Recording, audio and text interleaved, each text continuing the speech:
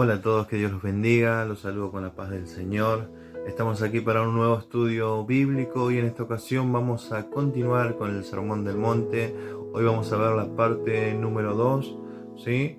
Repasando un poquito de lo que vimos en la parte número 1, de que en esta ocasión el Señor Jesús aparta solamente a sus discípulos. Estas enseñanzas eran solamente para sus discípulos, para aquellos que habían determinado en su corazón seguir sus caminos, seguir sus pasos, o sea, nosotros.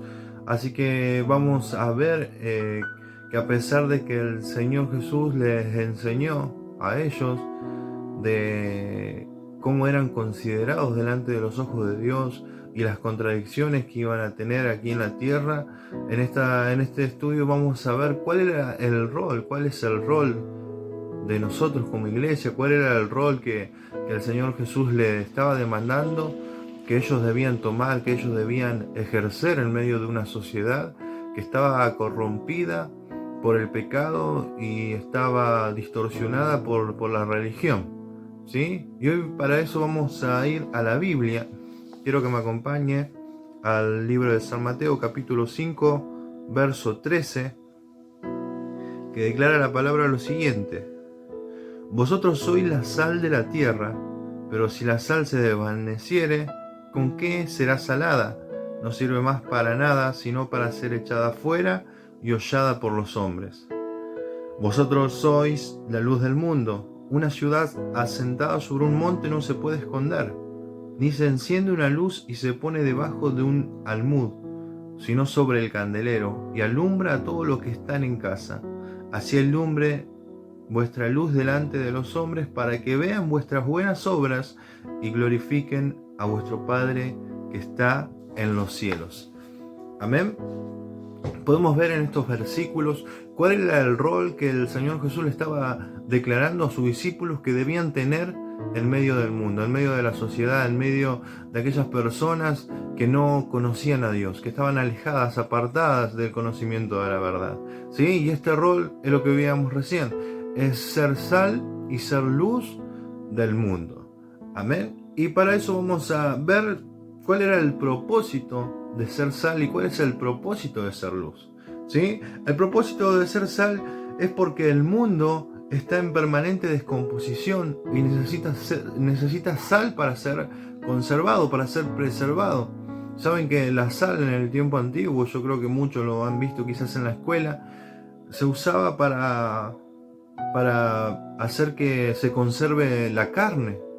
En el tiempo de antes no había refrigeradores como hoy, no había freezer, no había heladera, ¿sí? Y la única forma era conservarlo con la sal, ¿sí? La sal hacía que se conservara, que se preservara de la descomposición, que durara un poco más. Amén. Y ese es el propósito del cristiano aquí en la tierra. Nosotros, nuestro rol es como sal evitar que avance la corrupción del pecado en medio de la sociedad. Amén. El propósito de la iglesia es claro y se puede ver cómo está influenciando a un mundo que está corrompido, a un mundo que está alejado. Y saben que a pesar de que nuestro propósito es evitar que siga avanzando la maldad, la corrupción, la destrucción sobre la tierra por causa del pecado y la desobediencia de los hombres, lamentablemente su palabra declara que la maldad va a seguir aumentando, pero nosotros como iglesia estamos haciendo que se sostenga, ¿sí? Dice la palabra que hay una cosa que aún en el tiempo está reteniendo todo el mal que se quiere manifestar en este tiempo, y eso es Espíritu Santo, ese Espíritu Santo que funciona en medio de la iglesia, en medio de los hijos del Señor. Amén. Y saben que dice también la palabra que si la sal pierde su sabor, ¿con qué será sazonada? ¿Sí? No sirve para más nada sino ser para echada fuera y ser hollada por los hombres.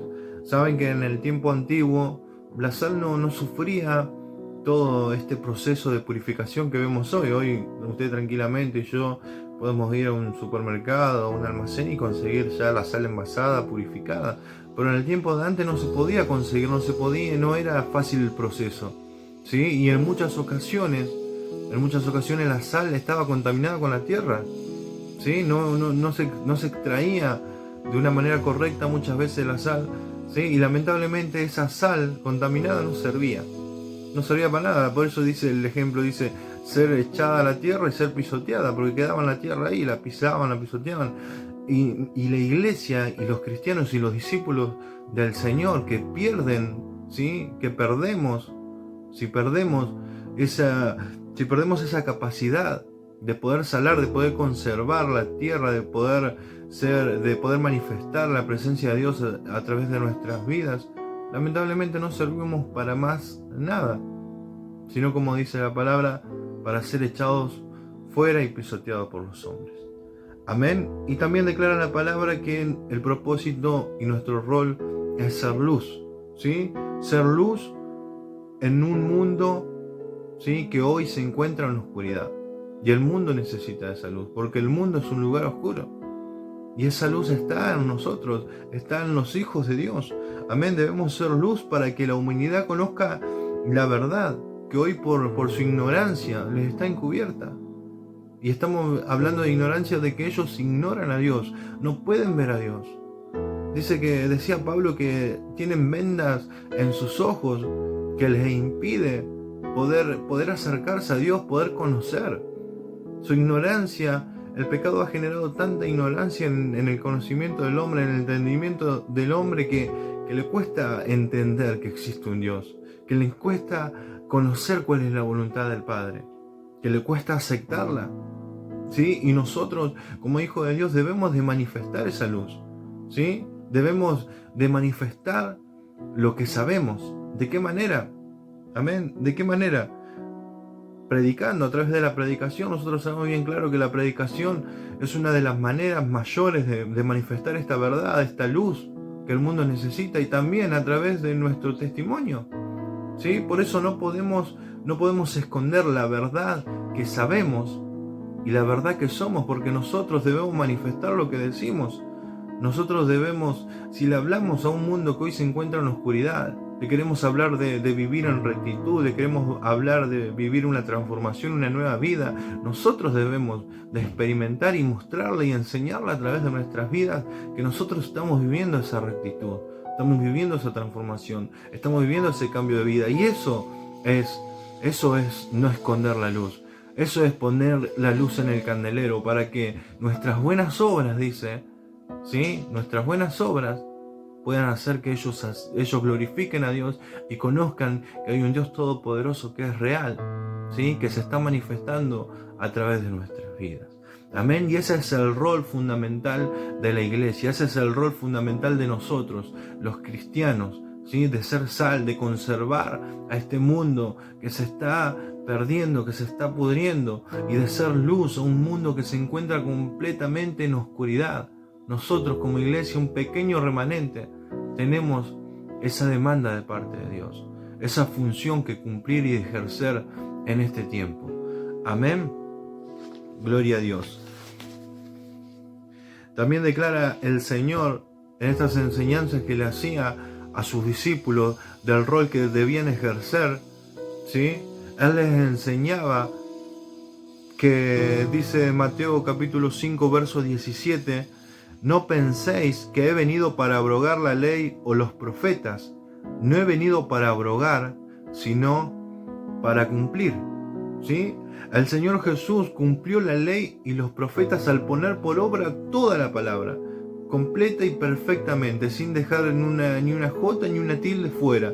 A través de su persona, de su enseñanza y de su obra en la cruz del Calvario, Él manifestó que Él vino a cumplir la ley, que Él vino a completarla, que Él vino a llenarla, que Él no es que Él la distorsionó, que Él la adulteró, que Él cumplió parte o lo que a Él le convenía. Él se sometió a toda la ley, ¿sí? Y nosotros debemos obedecer lo que Él cumplió, ¿sí? Saben que muchos creen que vivimos bajo la gracia y que porque vivimos bajo la gracia la ley ya no va más, que la ley ya quedó a un lado, que la ley ya no interesa, no importa, pero no es así. No es así. Más allá de que no vivimos por ley, sino por gracia, amén, quiere decir que nosotros al declarar esto, nosotros queremos decir que nuestra salvación viene por la gracia del Señor, no por lo que nosotros podamos hacer. Porque la ley eran las acciones, ¿sí? Eran los mandatos, la obediencia que Dios le demandaba al hombre para alcanzar la salvación, para vivir rectamente delante de sus ojos. Amén. Y nosotros al aceptar la gracia estamos desechando la ley en el sentido de que nosotros no creemos que por nuestras obras vamos a ser salvos, sino por la gracia. Pero que vivamos por la gracia no quiere decir que vamos a dejar a un lado la ley, porque la ley nos acerca a Jesucristo. Jesús mismo dijo, las escrituras dan testimonio de mí. ¿Sí? La palabra de Dios, decía Pablo, es un ayo, es un ayudante, es alguien que te enseña a acercarte a Dios. Amén. Por eso nosotros debemos de obedecer toda la ley, toda la palabra, todo lo que Dios nos demanda. Pero ¿de qué manera? De una manera no externa como hacían los fariseos en ese entonces, sino en su significado, en lo que significaba la ley.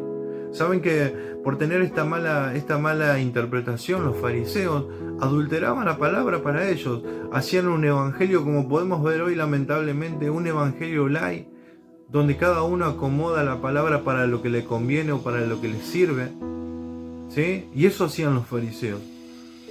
Ellos transgiversaban toda la palabra acomodándola para ellos. Los fariseos dicen que habían adulterado la ley para hacer más fácil los mandamientos, para poder cumplirlos, disminuyendo la demanda de Dios. Ellos lo acomodaban de una manera que sea más fácil de poner por obra, ¿sí? Pero Jesús, al apartar a sus discípulos, Él les comienza a enseñar unas leyes que vamos a ver ahora a continuación. ¿Para qué? Para que ellos se saquen la idea, porque saben que los fariseos no es solo que ellos mismos acomodaban la palabra para poder ella poner por obra, sino que también la enseñaban de esa manera y hacían que todo el pueblo caminara de una manera errada y hacía que todo el pueblo conociera a Dios de una manera diferente. ¿Sí? No es que sí era solo para ellos, sino todos ellos eran los encargados de enseñar la palabra y la enseñaban mal. Por eso Jesús apartó a los suyos, apartó a sus discípulos y le enseñó la verdad. Y le enseñó. Y Él le declaraba esta palabra, ¿para qué? Para que ellos no piensen que Jesús estaba haciendo algo totalmente diferente a la ley, porque ellos conocían la palabra, tenían cierto conocimiento los discípulos de la palabra, pero la habían aprendido como los fariseos enseñaban. Tenían ese conocimiento que los fariseos esparcían entre el pueblo. Por eso Jesús les decía, no piensen que yo vine a abolir la ley, sino yo vine a cumplirla. Yo vine a ponerla por obra tal y cual el Señor la dejó escrita y preestablecida para que los hombres caminaran en ella. Y ustedes deben de obedecer lo que yo vine a cumplir. Amén. Y ahora vamos a ver, ¿sí? Vamos a ver unos mandamientos que estos fariseos habían quebrantado y habían adulterado para acomodarlos por conveniencia propia, ¿sí? Y vamos a ver qué decía Cristo con respecto a esto, ¿sí? Porque los fariseos lo que hacían es cumplir, ¿sí? Cumplir la parte externa de la ley. Pero el Señor Jesús les enseñaba a sus discípulos el verdadero significado de esas leyes, para que ellos entendieran que no era por el ritual, por el rito, por la costumbre, por la tradición que iban a agradar a Dios, sino porque ellos entendían lo que Dios les estaba pidiendo, lo que Dios les estaba demandando. Amén. Esa obediencia de agradar a Dios. Amén. Y vamos a ver en Mateo capítulo 5, 21 y 22, que habla sobre la ley del asesinato, ¿sí? Sobre no matarás. Y ellos enseñaban, ¿sí? Enseñaban a que este mandamiento hacía referencia a no matar literalmente, a no quitar la vida a nadie, a no cometer homicidio, ¿sí? Pero el Señor les enseñaba a sus discípulos que esta ley iba más allá. Él les enseñaba el verdadero significado. Y Él les recalcaba que no solamente hablaba de una muerte literal, sino también que Él incluía que las palabras, los pensamientos, las actitudes y las obras también iban incluidas dentro del asesinato. Amén, porque las palabras, las actitudes y lo que decíamos recién, las obras, los hechos herían muchas veces de muerte a las personas, alejaban a las personas de Dios. ¿Cuántas veces hemos conocido casos de gente que han visto algo, o han escuchado una palabra fuera de lugar, o alguien los trató de una mala manera dentro de la iglesia y todavía no se ha podido recuperar. Y todavía no ha podido restaurarse para volver al Señor. Conocemos miles de casos, muchas personas que hoy lamentablemente están alejados, quizás por nuestras actitudes, por nuestra culpa. Por eso el Señor hablaba de que esto también es homicidio. Esto también es homicidio, ¿sí? No solo quitar la vida, sino herir gravemente con nuestras palabras, con nuestras actitudes, con nuestros hechos, con nuestros pensamientos. Amén. Y ese era el significado de la ley. Eso era cumplir la ley, ¿sí? Pero estos fariseos tomaban la parte que a ellos les convenía. Amén, porque podemos ver en muchas ocasiones cuando ellos, que dice el Señor, los enfrentaba y les decía que ustedes están cavilando en sus corazones en contra de mí. Ellos se presentaban, le decían Señor, Señor, Señor, pero en sus corazones buscaban ocasión para matarle. En las intenciones de su corazón buscaban encontrarlo en algo raro, ¿sí? Le hacían preguntas retóricas para hacerlo caer, para hacerlo pisar el palito, con mal intencionadas. Amén. Y eso era homicidio. Eso también lo contaba como homicidio, ¿sí? Seguimos. En Mateo capítulo 5, verso 23 al 26 podemos ver la ley de la reconciliación, ¿sí? Ellos presentaban ofrenda de paz delante de Dios, pero tenían mala relación con sus semejantes, ¿sí? Haciendo mención a lo que veníamos hablando anteriormente. Ellos eran los primeros en presentar ofrenda. Y Jesús les enseña a sus discípulos y les recalca la necesidad de pedir perdón y de perdonar antes de ofrendar a Dios o ser juzgado por Él, ¿sí? Antes de acercarnos al altar, y esto lo conocemos todos, antes de acercarnos es necesario ponernos a cuenta con nuestro hermano, ¿sí? Ponernos a cuenta con aquel que quizás le hemos ofendido.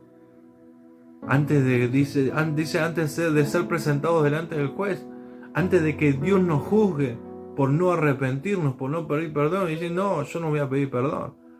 No, si yo tengo razón. Vieron que muchas veces caemos en ese error de que nuestro orgullo, nuestro ego, por no querer dar el brazo a torcer, ¿sí? Terminamos no hablando a un hermano, terminamos contaminando nuestro corazón con odio, con rencor, con cosas que debes de acercarnos a la presencia de Dios en completa paz, ¿sí? Nos carcomen la mente porque nosotros sabemos y el Espíritu Santo es el que nos redarguye de pecado, porque nosotros nos podemos engañar entre nosotros, pero a Dios no. Y esto es lo que le enseñaba Jesús a sus discípulos, a ser sabios, a que no iban a perder nada por pedir perdón y por soltar perdón también. Amén. Gloria a Dios.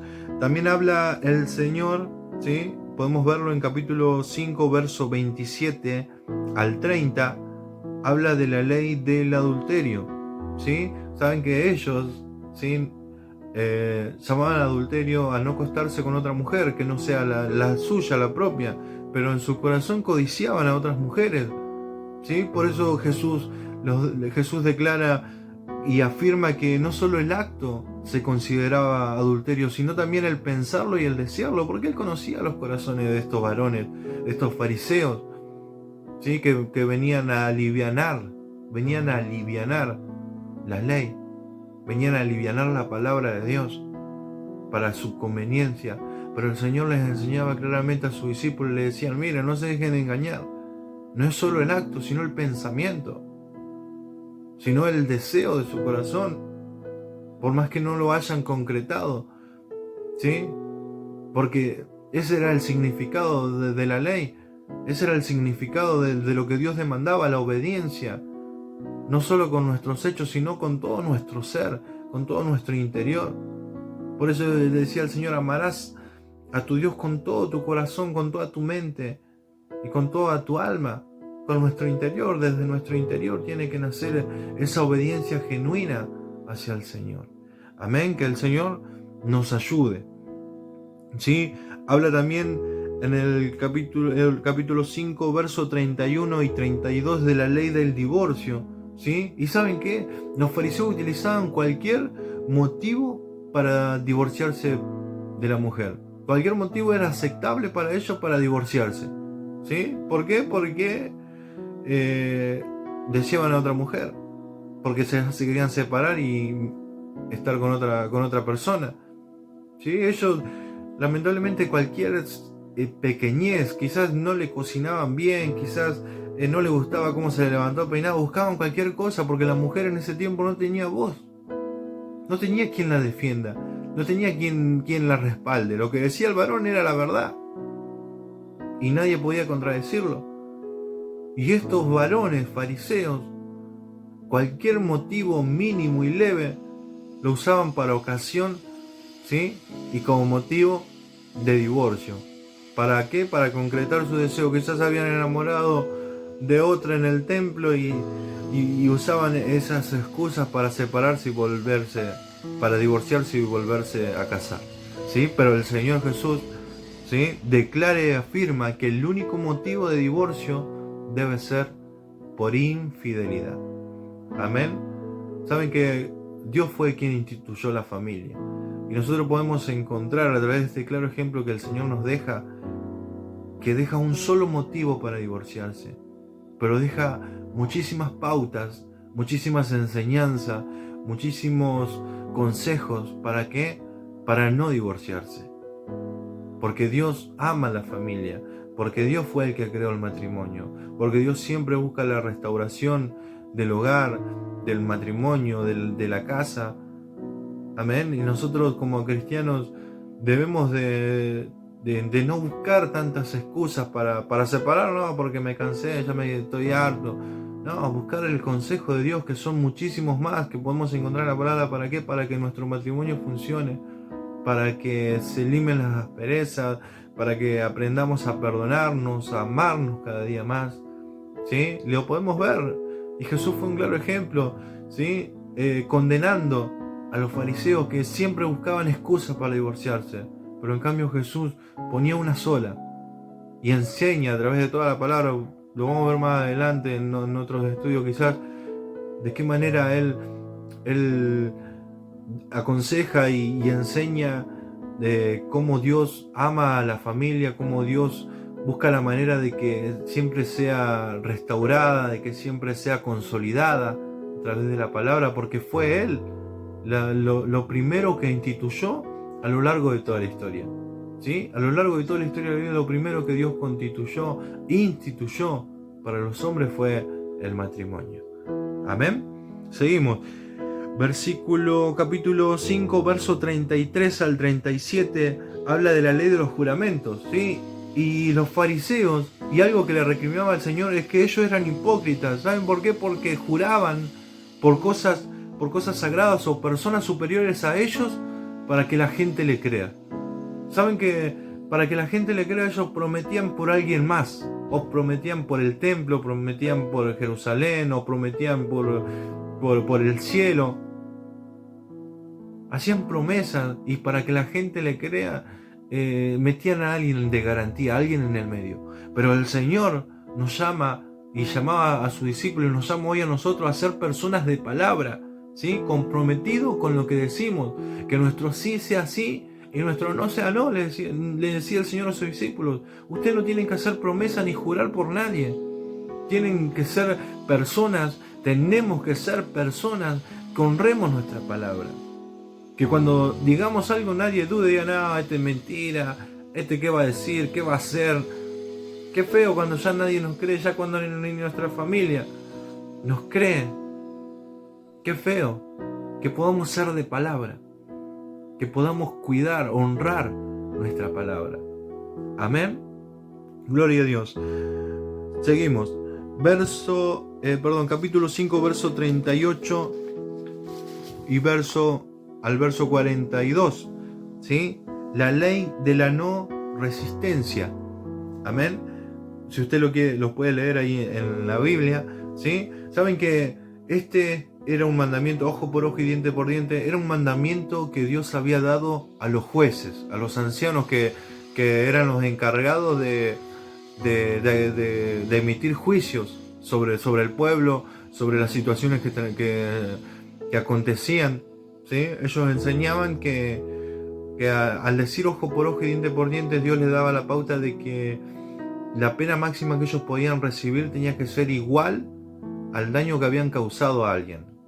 Pero antes ellos investigaban, hacían un consejo, veían qué había sucedido, cuál era la situación y demás, ¿sí? Pero ese era el límite, Dios le había puesto eso como límite, ¿sí? Que nunca tengan un juicio o una condena mayor a lo que habían hecho, sino que ese sea el límite, ¿sí? Pero ¿saben qué? Estos fariseos habían tomado esa ley que Dios le había dado pura y exclusivamente a los jueces que Dios había establecido sobre la tierra, y la habían tomado para resolver sus problemas cotidianos, ¿sí? Sus problemas domésticos. Amén. Ellos para cualquier problema tomaban esta palabra, ojo por ojo, diente por diente, buscando ocasión de vengarse, ¿sí? Cuando Dios la había dado solamente para juicios. Eso, para todo, vos me hiciste, vos me sacaste un zapato, te saco un zapato. Por así decirlo, un ejemplo, ellos lo tomaban para eso, para vengarse. El que mataba tenía que morir, ¿sí? Pero saben que Jesús repudiaba todo acto de venganza, y repudia todo acto de venganza, porque Dios dice que mía es la venganza, dice el Señor, ¿sí? Pero nos permite retribuir y responder al mal y al malo, ¿sí? Dios nos permite responderle, Dios nos permite retribuirle a aquel que nos viene a hacer mal. Pero ¿saben de qué manera? Generosamente, con generosidad, demostrando amor, demostrando una buena actitud, pagando bien. Por eso le decía, aquel que te pida la capa, dásela. Aquel que te diga caminar una milla, camina dos. Y de esa manera retribuir. Como decía Pablo, a nadie pagando mal por mal, sino venciendo al mal con el bien, ¿sí? De esa manera Jesús les decía, si ustedes quieren retribuirle, si ustedes quieren pagarle de alguna manera, páguenle de una manera contraria, páguenle con el bien, páguenle generosamente. Amén. Totalmente contradictorio a lo que ellos habían enseñado. Los fariseos, totalmente contrario a lo que ellos le habían hecho entender. Gloria a Dios. Y seguimos el último, verso 43 al 48, la ley del amor. Saben que esta es una palabra que distorsionaron totalmente los fariseos de ese entonces, porque habían corrompido este mandamiento que todos conocemos, que dice amarás a tu prójimo como a ti mismo, pero ellos le habían puesto amarás a tu prójimo y aborrecerás a tu enemigo. Era un mandamiento que habían impuesto ellos, ¿sí? Ellos elegían a quién amar, aquel que no les simpatizaban, aquel que no le caía bien, aquel que pensaba diferente a ellos ya los odiaban y se sentían libres, ¿sí? Se quitaban ese peso de armarlos como Dios le había demandado en la ley, ¿sí? Pero el Señor Jesús nos llama específicamente a amar a nuestros enemigos. Y lo podemos ver cuando dice que debemos amarlos, debemos orar por ellos, debemos de bendecirlos, debemos de interesarnos en ellos, de no solamente rodearnos con los que nos aman, sino con aquellos que no nos pueden ni ver, de aquellos que nos buscan siempre ocasión para pelear, para sacar lo peor de nosotros, que buscan oposición. Dios nos llama a actuar con esos de una manera diferente, ¿sí? Y saben que así como estos mandamientos, muchos otros más, los fariseos habían corrompido. Y no solo eso, lo habían enseñado mal. Por eso Jesús los apartó a los suyos y le enseñó la verdad. Le enseñó lo que el Señor demandaba. Le enseñó el significado de la ley y lo importante que era para ellos en ese entonces y lo que es de importante hoy para nosotros. Porque ella nos acerca a Jesús, nos acerca a Cristo, nos acerca a lo correcto, a lo bueno, a la voluntad del Señor, ¿sí? ¿Para qué también? Para que nosotros podamos enseñarles a otros, ¿sí? Porque decía el Señor que estas personas merecían la condenación, ¿sí? Dice el capítulo 5, verso 19, de manera que cualquiera que quebrante uno de estos mandamientos muy pequeños, y así enseña a los hombres, muy pequeño será llamado en el reino de los cielos. Mas cualquiera que los haga y los enseñe, este será llamado grande en el reino de los cielos. Amén. Por eso es importante conocer la voluntad de Dios, acercarnos a su presencia. Nosotros que hemos decidido ser sus discípulos, nosotros que hemos decidido seguir sus pasos, nosotros que nos consideramos parte de la iglesia de Jesucristo, debemos conocer su voluntad, debemos de ser diferentes, debemos de obrar, ¿sí? De obrar de una manera diferente, de ver qué estábamos haciendo mal hasta hoy, qué habíamos entendido, de no buscar la manera de acomodar la palabra para nosotros como hacían los fariseos, sino de seguirla tal y claramente, plenamente como Dios lo demanda. ¿Sí? Que nosotros podamos ser sabios en este tiempo como iglesia, porque tenemos un rol muy importante, ¿sí? Y la palabra es lo que nos ayuda a conservar, ¿sí? A poder ser esa sal que esta tierra necesita. Amén. Y la palabra es la luz que este mundo necesita. Amén. Tenemos la palabra de nuestro lado, pero necesitamos conocerla. Necesitamos conocer la voluntad del Señor. Y si Dios, Jesucristo mismo, se tomó el trabajo de apartar a los suyos y enseñarles para que no sean confundidos, para que no tomen mala decisión y quieran corromper o transgiversar la palabra, ¿sí? ¿Cómo nosotros no vamos a prestar atención a esto? ¿Cómo nosotros no vamos a hacer hincapié, ¿sí? A nuestros hijos, a nuestra familia, a nuestros hermanos? Amén. Que la palabra sea, como decía Pablo, ese ayo que nos enseñe y nos acerque a Jesucristo. Amén. Que Dios te bendiga. Te saludo con la paz del Señor y nos reencontramos en el próximo estudio bíblico. Y como siempre te digo, si tenés alguna duda, no dudes en preguntar, no dudes en hacer tu comentario, no dudes de escribir al pastor. Sí, estamos para ayudarte, estamos para sacarte las dudas, y no tenemos todas las respuestas, pero lo vamos a estudiar, vamos a aprender juntos, vamos a interiorizarnos más en lo que Dios quiere que aprendamos en este tiempo. Y para aquellos que quieran tener las copias de estos estudios, escríbanme por privado. Yo el domingo, si Dios quiere, la acerco a la iglesia para que todos puedan tener y puedan estudiar, porque quizás en la foto alguno no lo alcanza a ver muy bien, no lo alcanza a ver bien claro. No tengo inconvenientes en acercarle a aquellos que quieran tenerlo y que quieran estudiarlo. Así que te saludo con la paz del Señor y te espero, si Dios quiere, en el próximo estudio bíblico. Dios te bendiga.